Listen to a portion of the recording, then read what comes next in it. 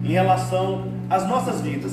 Pastor, mas isso aconteceu lá em Gênesis capítulo 3, no início, há não sei quantos milhões de anos atrás. O que isso pode ser de útil na minha vida no dia de hoje? Eu vou dizer para você, e nós vamos concordar, que essa queda e da maneira que ela aconteceu, ela é uma armadilha de Satanás usada contra mim e contra a sua vida até nos dias de hoje. Só muda o jeito, mas o modelo ainda é o mesmo. Eu escrevi aqui agora, sentado, alguns passos que fizeram com que Eva caísse nessa armadilha.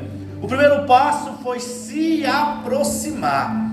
O inimigo ali, Satanás, a serpente, ele muitas vezes espera e que eu e você nos aproximemos dele. E como é que eu me aproximo de alguém? Eu me aproximo de alguém quando eu começo a gostar das mesmas coisas que alguém, quando eu começo a ter conversa demais com alguém, quando eu começo a enxergar as coisas que aquele alguém enxerga. Por exemplo, eu tenho um amigo que ele gosta muito de futebol. A partir do momento em que eu tenho muita comunhão com ele, muita vida, a partir daquele momento ele vai estar vendo um futebol e eu também vou estar vendo aquilo. Por quê? Porque eu estou tendo comunhão com ele, eu estou participando das coisas dele e eu começo a me aproximar. A partir do momento em que eu começo a me aproximar, eu começo a viver as coisas que ele vive, eu começo a olhar a ótica de acordo com o que ele olha a ótica desse mundo. E é sempre assim. O inimigo sempre se utiliza disso. Então o primeiro passo que a serpente usou foi se aproximar. Eu não sei quantas vezes ela chamou Eva, vamos aqui conversar. Eu não sei quantas vezes ela puxou o assunto com Eva. Eu não sei quantas vezes Eva não quis conversar. Mas naquele bendito dia, Eva decidiu dar ouvido. Trazendo isso para uma realidade minha e sua nos dias de hoje, irmão. Será que o inimigo tem nos convidado para se aproximar dele, dos dele e das coisas que ele gosta e que ele faz? E a outra pergunta para você e para mim é: será que eu tenho me aproximado? O segundo passo que o inimigo usa é puxar a conversa. A partir do momento em que eu começo a me aproximar, ele vai puxar a conversa. A serpente começa a puxar a conversa ali com Eva. Trazendo isso para uma realidade minha e sua hoje, irmãos. É um culto de Santa Ceia onde a gente tem que refletir. Trazendo isso para mim e para a sua vida. Quais são as conversas que você tem feito? Com quem são as pessoas que você tem conversado?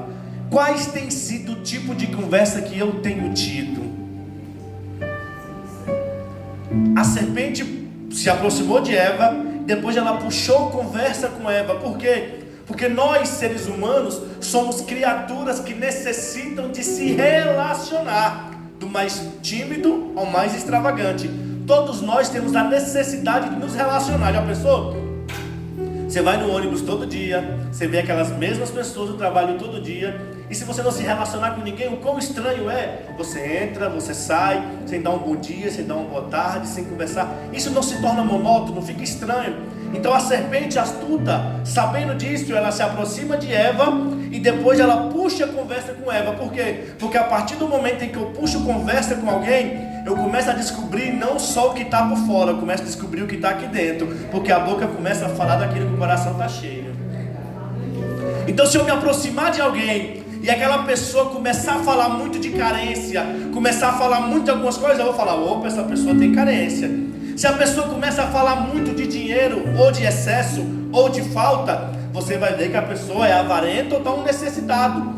Se a pessoa começa muito de relacionamento, você vai ver que talvez a pessoa não vive um relacionamento estável. Então, a partir da conversa com as pessoas, nós conseguimos fazer um mapa do que aquela pessoa é, para o bem ou para o mal. Você começa a conversar com uma mulher, ela vai começar a falar mal do marido. Você falou: opa, ela está infeliz no casamento. Aqui é uma presa fácil para eu, se tiver mal intenção. Um marido que começa a falar de algumas coisas, de insatisfação, fala: opa, esse aqui não está feliz em casa. Um jovem fala: opa, esse não obedece a mãe, esse não obedece o pai. Então o inimigo se aproxima e ele puxa a conversa. E quando ele puxa a conversa, ele começa a desvelar o que está dentro do coração e o que está dentro da alma. E ele, conversando com Eva, viu ali talvez uma carência. Não está na Bíblia, estou dizendo eu. Talvez ele tenha visto ali uma carência em Eva muito grande. e ele se aproveitou dessa carência. Ei, não deixe o inimigo se aproveitar das tuas carências, quer sejam elas físicas, quer sejam elas espirituais, quer sejam elas mentais. Não deixe o inimigo se aproveitar das tuas carências. Sabe por quê? Porque nós temos as nossas carências, irmão. Nós temos. Cada um de nós vai ter as carências. A irmã Emily trouxe aqui uma palavra dizendo que cada um é tentado segundo as suas próprias concupiscências. Ninguém é tentado daquilo que não gosta. Todo mundo é tentado naquilo que gosta, naquilo que deseja, naquilo que os olhos brilham, naquilo que o coração pulsa. A gente só é tentado nisso, irmãos. Então o inimigo, sabendo disso, através dessa conversa, ele começa a desvelar o coração do ser humano, e ele vai começar a oferecer pratos de acordo com aquilo que a gente demonstra que é a nossa fraqueza.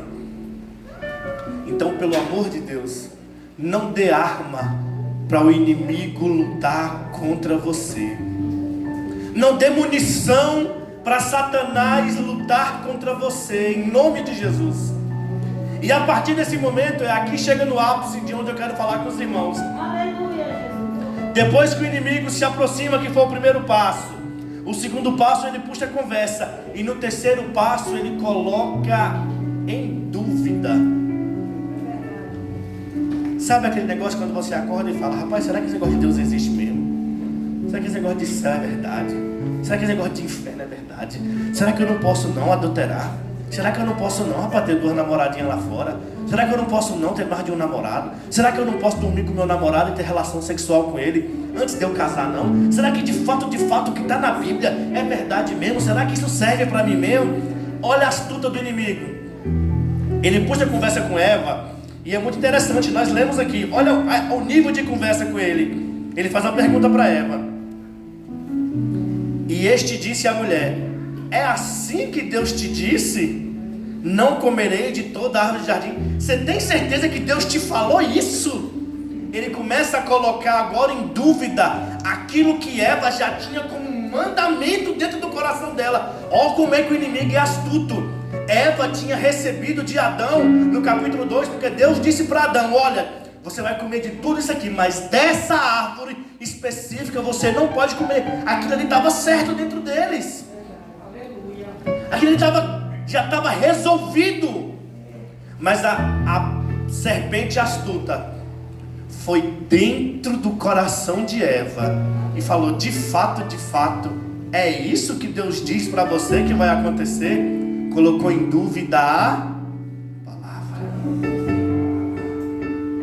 Toda vez que o inimigo quer me derrubar e quer te derrubar, você sendo crente e eu sendo crente, ele vai colocar em descrédito: de fato Deus te prometeu isso mesmo? De fato Deus falou isso com você mesmo? Você tem certeza que é isso mesmo que Deus falou? Deus falou na palavra dele que você vai comer do melhor da terra, e tu está comendo só do pó da terra. Deus falou que ia te assentar no meio dos príncipes, e no máximo que tu se assenta é no meio de um monte de homem sujo de massa, com a marmita fria na mão para comer. Ele vai começar a colocar em dívida, ou em dúvida, perdão, aquilo que ele já prometeu para você. Será que de fato a tua família vai ser salva? Será que esse Deus alcança mesmo as famílias? Está escrito lá em Atos, quando Paulo encontra o carcereiro, diz: crê no Senhor Jesus e será salvo tu e a tua casa, e a tua família está toda destruída. De fato é isso que ele disse. Ele começa a colocar dúvida dentro do nosso coração. Ele começa a colocar dúvida sobre aquilo que Deus já tinha te prometido e aquilo que Deus já tinha te dito. Tu vai ser um pregador, tu não tem oportunidade nem na tua igreja. Tu vai ser um cantor com essa voz veia rouca, desafinando do jeito que tu desafina. Ele te prometeu isso mesmo?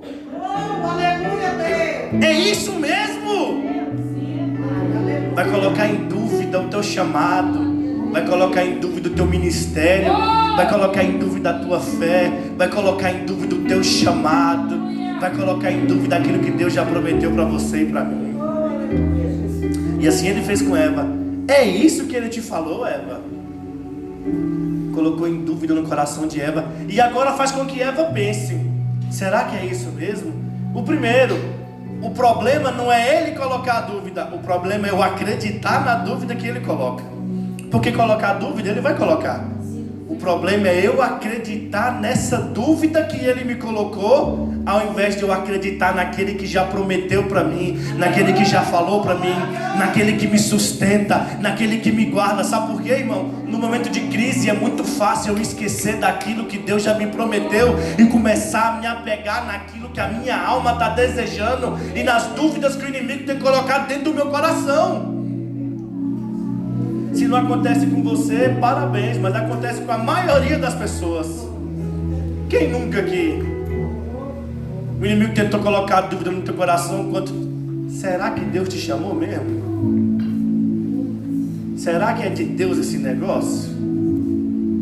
Um dia a irmã chegou em mim e falou assim: pastor, as irmãs do ciclo de oração falaram que querem fazer uma oração lá na minha casa. Eu vou orar para Deus para saber se é de Deus mesmo. Eu falei: irmã, se uma oração não for de Deus, nada mais é. Não precisa nem de você orar disso aí não. Se a pessoa quer ir na tua casa fazer uma oração, tu ainda pergunta se isso é de Deus.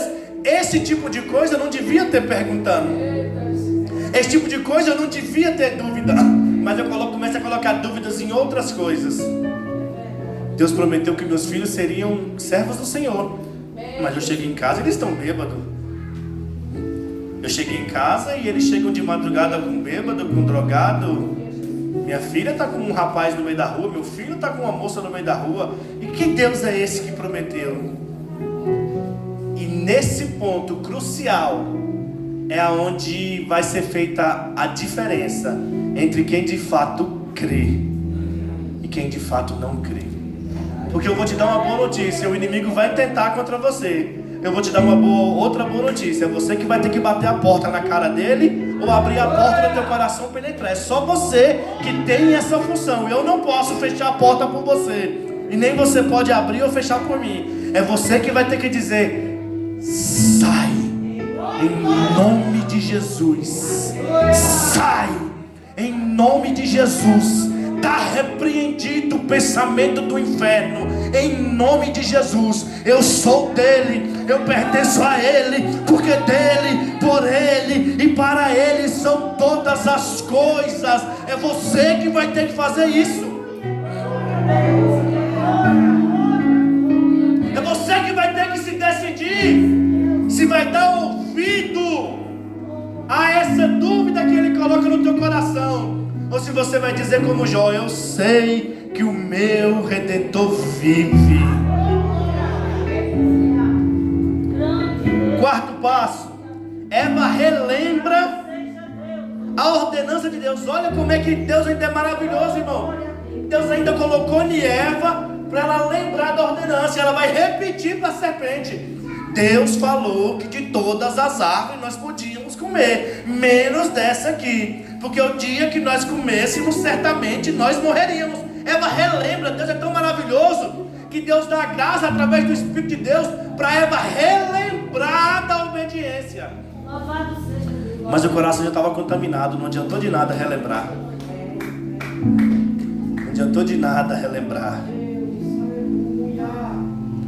O quarto passo do inimigo: agora ele coloca em dúvida a palavra de Deus. Ele fala: foi isso mesmo que ele disse para você? Vamos ler aqui de novo. Então a serpente disse à mulher: certamente você não vai morrer. Está lá no verso 4.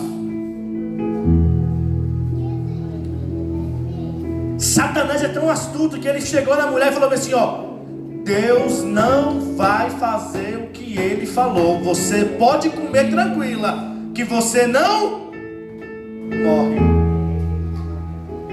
Aí agora é o divã de Eva: a quem eu vou obedecer? A que voz eu vou obedecer? Qual é a voz que eu vou dar ouvido? Daquele que me prometeu, daquele que é fiel para cumprir, ou da astuta serpente? Trazendo isso para nós, irmãos.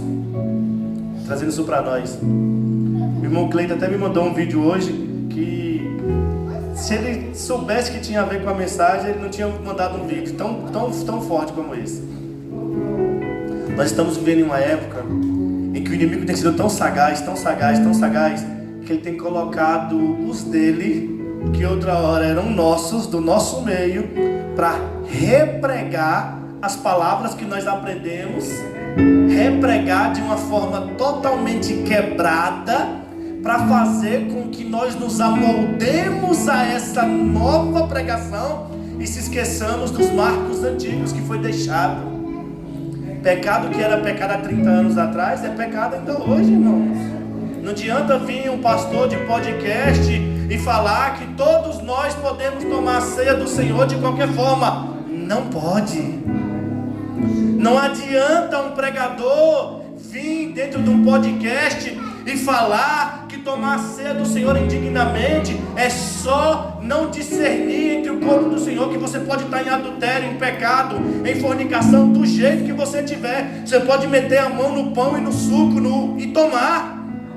Mas é isso que eles pregam. O que o apóstolo Paulo fala escrevendo? Aquele que come e bebe indignamente, come e bebe para sua própria... Por que condenação? Só se eu não tenho pecado de nada, se eu não estou devendo nada, para que vai haver condenação para mim? Só porque eu não estou discernindo entre o certo e o errado, não vai ter condenação para mim, não. Vai ter condenação se eu fizer da forma errada, porque eu aprendi de um jeito, Deus colocou no meu coração de um jeito, e agora eu fico dando ouvido a meia dúzia de vagabundo que se diz crente em internet, e pregando e despregando tudo aquilo que você aprendeu um dia. É isso que o inimigo faz. Ele coloca em descrédito a palavra de Deus. E nós estamos tão fracos que a gente começa a fazer a mesma pergunta de Eva. Será? Será que é isso mesmo? Para a vida inteira eu fiquei com medo de tomar ceia, porque eu pensei que eu não podia tomar em pecado. Será? Rapaz, acho que eu devia ter pecado mais um pouco, já que não faz mal mesmo. Já que não dá nada, eu vou pecar à vontade aí, vou tomar, estou de boa, estou tranquilo. Permaneça naquilo que tu aprendeu, irmão. Paulo dá um conselho a Timóteo, fala: Timóteo, quanto a tu, Timóteo, permanece naquilo que tu tens aprendido, permanece naquilo que te foi ensinado, que desde a tua meninice tu sabes as sagradas leis que podem te fazer de sábio e que te farão herdar a vida eterna. Permanece naquilo que tu já aprendeu. Não deixa a serpente maldita colocar dentro do teu coração a dúvida, em nome de Jesus, meu irmão. Através da palavra da serpente gerou desejo em Eva, aguçou dentro dela o desejo do pecado. E ela olhando aquele fruto, eu imagino, não sei se foi na mesma conversa que Eva caiu, mas eu imagino que toda vez que Eva passava na frente da árvore, ela falava, sabe o quê? Desejo. Falava alto dentro dela. E quando eu deixo de ser direcionado pelo Espírito e eu passo a ser direcionado pela minha carne, eu não consigo mais controlar o meu desejo. Não tem como. Falamos sobre isso aqui na quinta-feira no culto de oração. Se já não tiver mais o Espírito, pastor Luiz, se não tiver mais o Espírito para poder me dar um limite, a minha carne vai tomar as decisões por conta própria. E toda decisão que a carne toma por conta própria é prejudicial ao espiritual. Gerou o desejo em Eva. Eva come. Só que ela comeu e viu que não morreu. Aí ela pega e deu para o marido também. Come. O que Deus falou não vai se cumprir não. Pode comer tranquilo, eu estou aqui vivinha. Come também. Nós só vamos ficar agora tendo conhecimento do bem e do mal.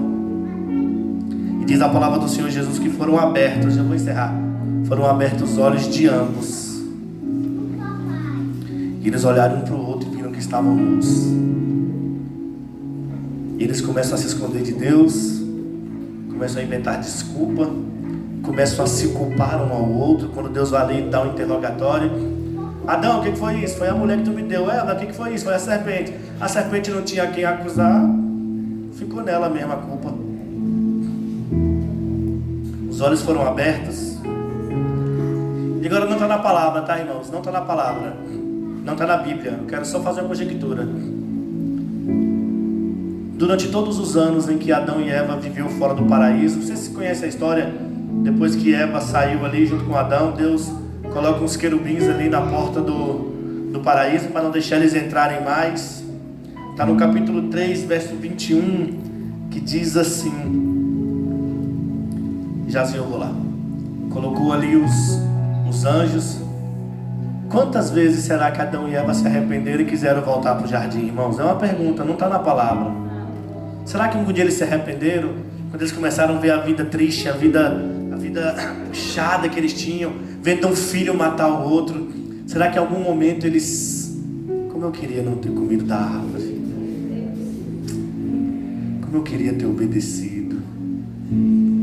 Como eu queria ter ficado com aquela primeira palavra que me foi dada. Aleluia. Por que eu fui dar ouvido à serpente? Por que eu deixei essa dúvida dentro do meu coração criar raiz e gerar frutos? Por que eu dei vazão ao pecado? Por que eu me deixei ser levado? Mas para encerrar, mesmo no meio da falha do homem, mesmo no meio do pecado do homem, no capítulo 3, verso 21, se você quiser acompanhar aí, diz assim: E fez o Senhor Deus para Adão e para a sua mulher túnicas de peles e os vestiu. Lá no Éden, Deus mata um cordeiro, um animal, tira as vestes dele para colocar roupa em Adão e Eva, para tapar o pecado de Adão e Eva, apontando já para o sacrifício de Cristo. Para tapar o teu pecado, alguém vai ter que morrer no teu lugar. Para tapar a tua vergonha, o sangue de um inocente vai ter que ser derramado. E é por isso que nós estamos aqui no dia de hoje, para ceiar, para participar da ceia do Senhor. Porque um inocente pagou um preço muito alto para que eu e você estivéssemos aqui, para que eu e você tivéssemos a oportunidade de ser reconciliados com Deus. Existia uma inimizade entre o homem e Deus por conta do pecado, e o sangue de Jesus vertido na cruz do Calvário fez com que nós tivéssemos de novo união com Deus. Portanto, você e eu, irmãos, que estamos aqui hoje, honremos esse momento de ceia, esse momento de comunhão, esse momento de novas oportunidades que o Senhor tem dado para você e para mim, para que a gente não venha deixar o nosso coração ser colocado em dúvidas, para que nós não venhamos deixar a palavra do Senhor entrar em descrédito dentro da gente, mas que nós venhamos ter a plena certeza e convicção de que nós só estamos aqui porque um dia alguém inocente pagou um alto preço por você e por mim. E ele fala uma coisa só, e aqui eu encerro. Ele faz um pedido só, pastor Luiz: que todas as vezes que a gente fosse tomar isso, tomar a ceia, participar da ceia, ele diz-me assim: façam isso em memória de mim. Se lembra de mim? Faça isso em minha memória. Se lembra de mim pelo menos nesse dia. Pelo menos nesse dia se lembra que tu é um pecador miserável, que pelo sangue vertido na cruz do Calvário de Cristo Jesus, eu estou te dando a chave para entrar novamente na presença do Senhor. Que nós, em nome de Jesus, venhamos participar da ceia do Senhor, sabendo que não é pelo meu mérito nem pelo teu mérito, mas é pelo sangue de Jesus que foi vertido na cruz do Calvário, em prol da minha, da tua vida. Agradecemos em nome de Jesus Cristo essa rica oportunidade. Amém? Que Deus abençoe nossos irmãos.